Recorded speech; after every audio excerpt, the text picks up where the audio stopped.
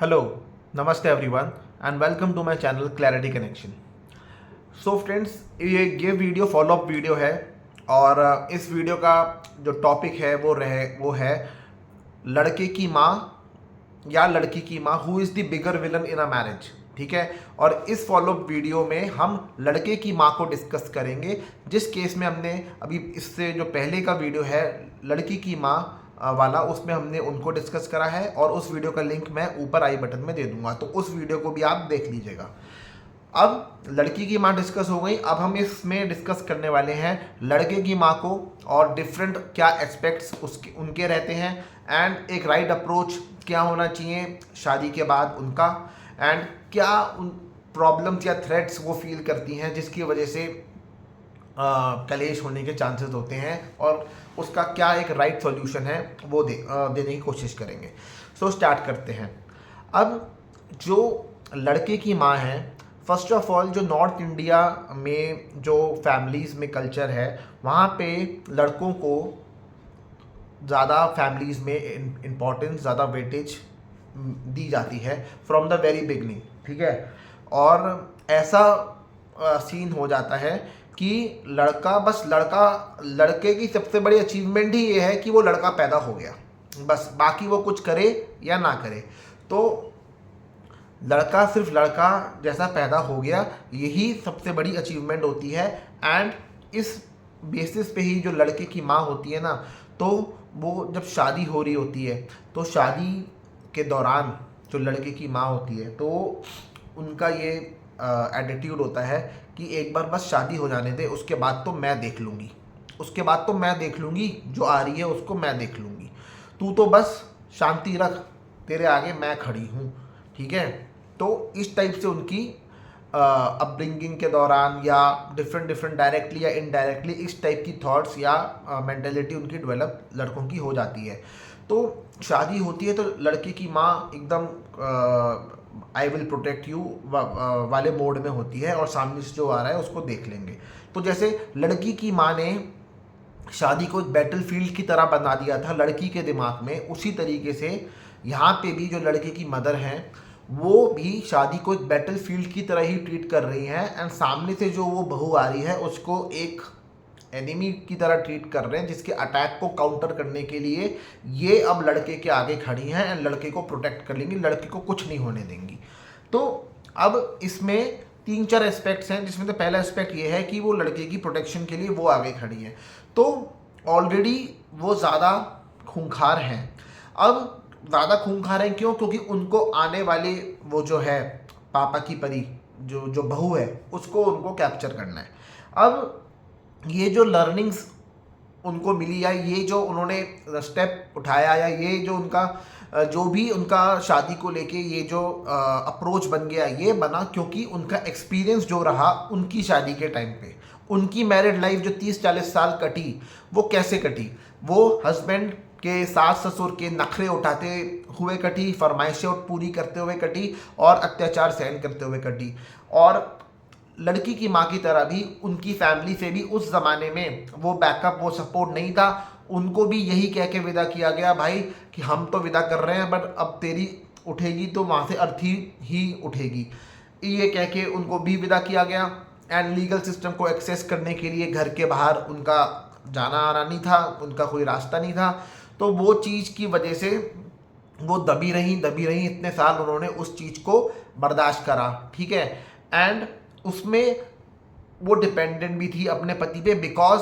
Financially वो independent थी नहीं, इकोनॉमिकली वो उनकी स्लेव थी। अब ये कई सालों तक 30 से 40 साल इस टाइप का अत्याचार, इस टाइप की वो अंदर वो भड़ास, वो सब उनके दबती गई। एंड अब जब उनका वो टाइम आया सास बनने का, ठीक है, तो अब उनका ये होता है, मतलब ये उनका अब मोड हो गया कि जो मेरे साथ हुआ या जो उनके अंदर वो भड़ास जो दबी हुई है, तो अब वो भी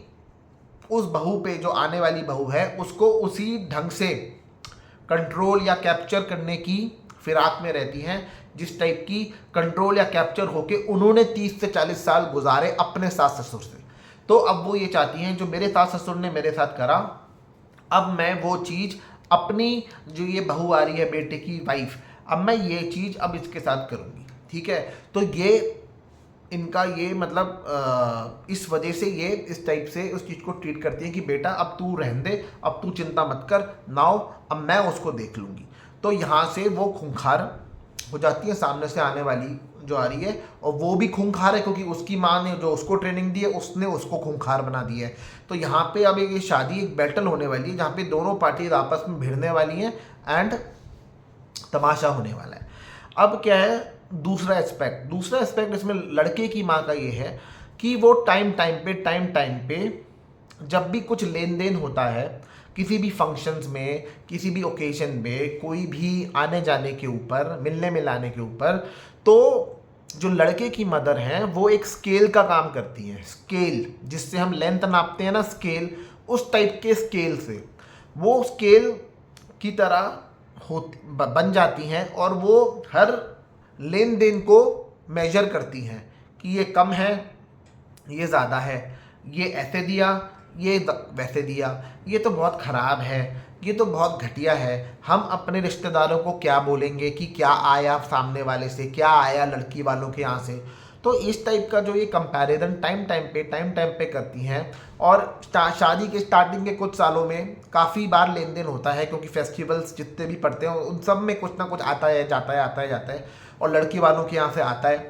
तो बार बार ये कंपैरिजन वो करती हैं स्केल बन के कि ये ऐसे आया, ये वैसे आया, हम बताओ क्या मुंह दिखाएं, और मतलब हमारे हिसाब से तो ये चीज़ थोड़ी और बेटर होनी चाहिए थी, और ये होना चाहिए था, वो होना चाहिए था। तो कहीं ना कहीं इसमें लालच भी प्ले आउट करता है, और ये लालच लड़की की माँ का भी केस में प्ले आउट करता है आज की डेट में। जो आज की डेट में लड़की की जो माँ है वो जिस ढंग से लड़कियों को ट्रेनिंग देती कि सब जाके कैप्चर करने की कोशिश करना, सब जाके अपने कंट्रोल में लेने की कोशिश करना, सामने वाले को करके कंट्रोल में मत आना, और फिर एक बार जब लीगल सिस्टम में ये केस आ जाए या डिस्प्यूट आ जाए तो किस तरीके से एलिमनी और मेंटेनेंस और फॉल्स केसेस के मतलब के ज़रिए ये एक्सटॉर्शन की जाती है। तो ये सब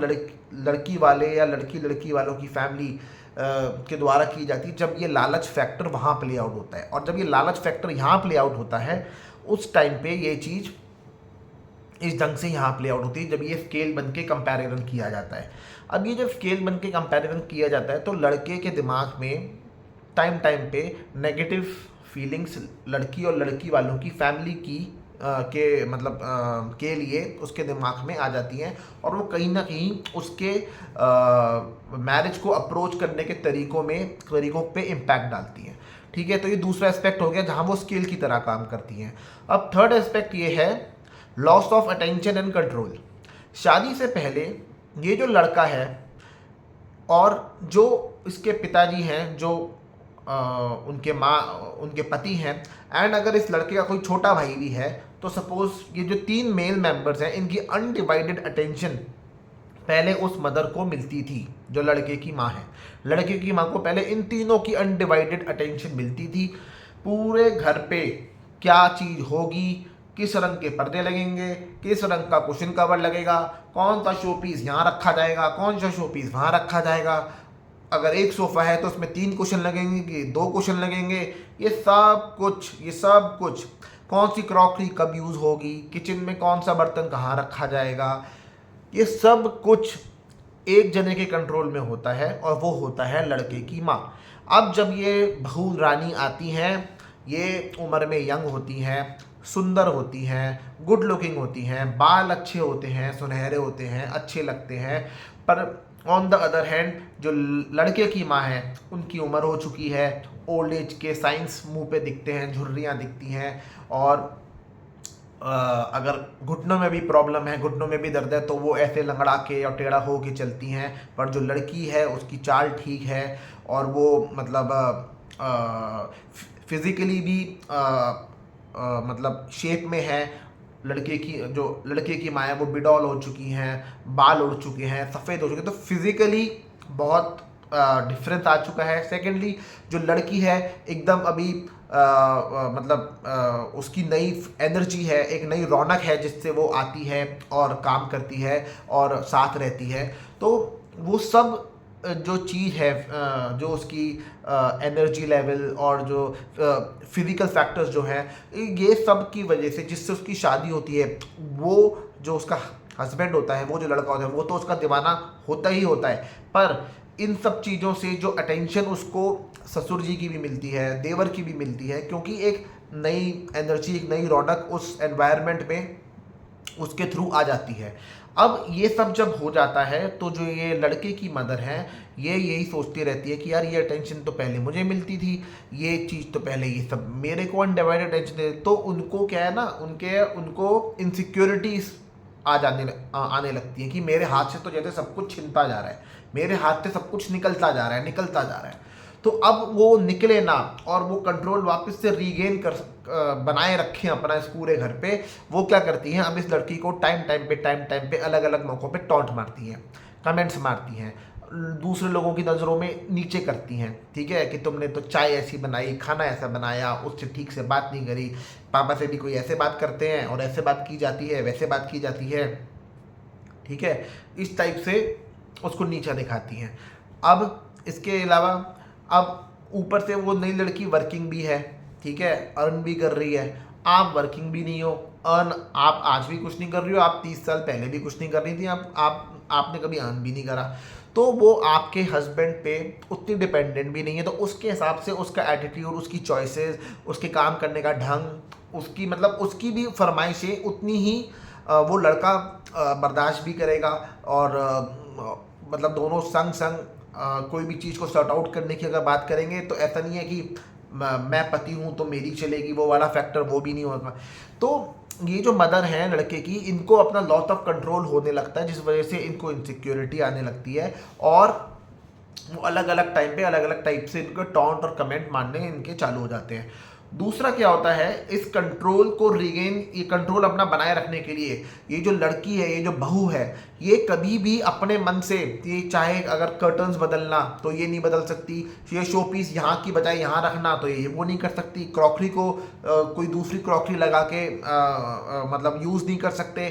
कौन से सोफ़ा कवर लगेगा, कुशन कवर लगेगा, वो नहीं बदला जा सकता, तो ये कुछ भी नहीं हो पाता। तो इससे क्या होता है, लड़की आ तो जाती है, रहने तो लग जाती है, पर उसको वो अपनेपन वाली फीलिंग, वो सेटल होने वाली फीलिंग ना आती नहीं है। अब इसमें क्या है, राइट अप्रोच इसमें क्या है, first of all right approach इसमें ये होना चाहिए कि जो आपका ये जो लड़का है, इसको फर्स्ट ऑफ ऑल,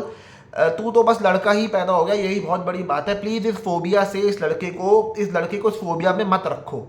रखो, और इसको जो आपने कभी कुछ ट्रेनिंग नहीं दी, प्लीज़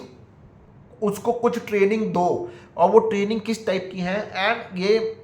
मैसेज सब उन लड़कों की मदर्स को है जिनके जो अभी अभी मदर्स बनी हैं, या वो इस चीज़ को दिमाग में रखेंगी कैसे उनको फ्यूचर में इस चीज़ को शेप अप करना है, या जो लड़के अभी टीनेज में हैं, उनकी मदर्स इस चीज़ को ध्यान से समझें कि लड़कों को ट्रेनिंग दीजिए घरों के कामों को कैसे करना है। कुकिंग करनी हो तो उनको कुकिंग करना आना चाहिए, उसके लिए डिपेंडेंसी ऑन द वाइफ ये नहीं होनी चाहिए, कुकिंग उनको करना आना चाहिए, अलमारी में कैसे कपड़ों को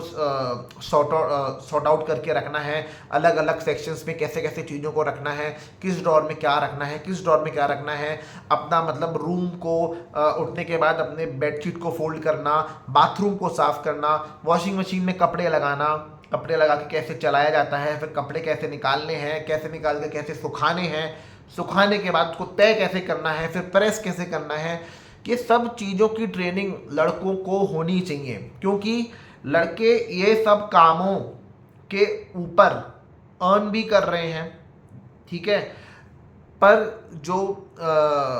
वाइफ हैं वो आज की डेट में जहाँ ये ट्रेनिंग नहीं है, वहाँ पे क्या है, ये सब कामों में लड़कों का पार्टिसिपेशन होता नहीं है, पर अर्न जो है वो आज की डेट में लड़की भी कर रही है, ठीक है। तो लड़की से ये एक्सपेक्ट करना कि भाई तू ये सब काम भी करेगी प्लस अर्निंग भी चलती रहेगी, तो वो अनजस्टिफाइड है, और लड़का तभी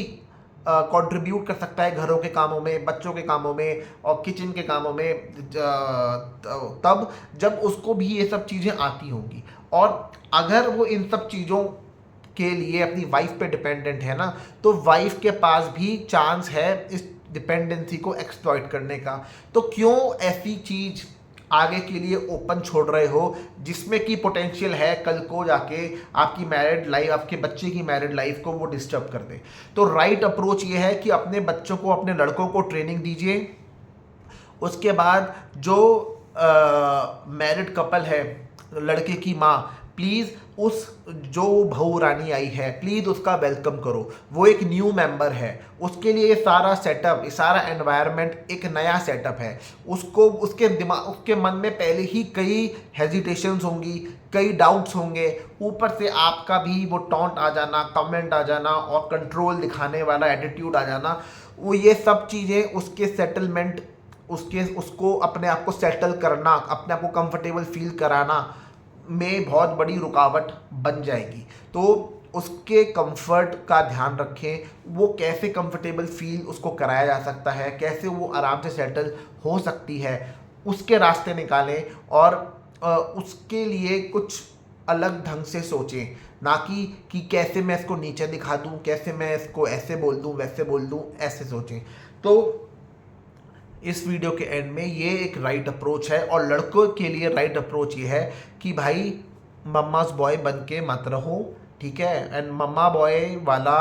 ये जो टॉपिक है ये अपने आप में एक वीडियो के लायक टॉपिक है, इस पर मैं एक सेपरेट वीडियो और बनाऊंगा। तो मम्मा बॉय बन के मत रहो, एंड अपनी वाइफ, ठीक है, अपनी वाइफ और अपनी मदर, ये सबसे बड़े दो कॉन्फ्लिक्टिंग पार्टीज़ हैं। आप में इतनी सूझबूझ होनी चाहिए कि who is speaking sense, who is making sense, और लॉजिकल रहो, प्रैक्टिकल रहो, ठीक है। आउटडेटेड ओल्ड नॉलेज को अननेसेसरी इम्प्लीमेंट करने की कोई ज़रूरत नहीं है। Support the right and call out what is wrong, ठीक है। लड़कों को ये मैसेज है, आप में हिम्मत होनी चाहिए, करेज होना चाहिए सही को सही और गलत को गलत बोलने का, ठीक है। और अगर ये नहीं है तो पहले इस करेज का जुगाड़ कर लो, उसके बाद शादी करना। तो ये मैसेज है लड़कों को और उनकी मदर्स को कि राइट अप्रोच इस ढंग से रखें। कैसा लगा आपको ये वीडियो? अपना फीडबैक प्लीज़ कमेंट बॉक्स में दीजिएगा। ये वीडियो लड़कों की माँ पे था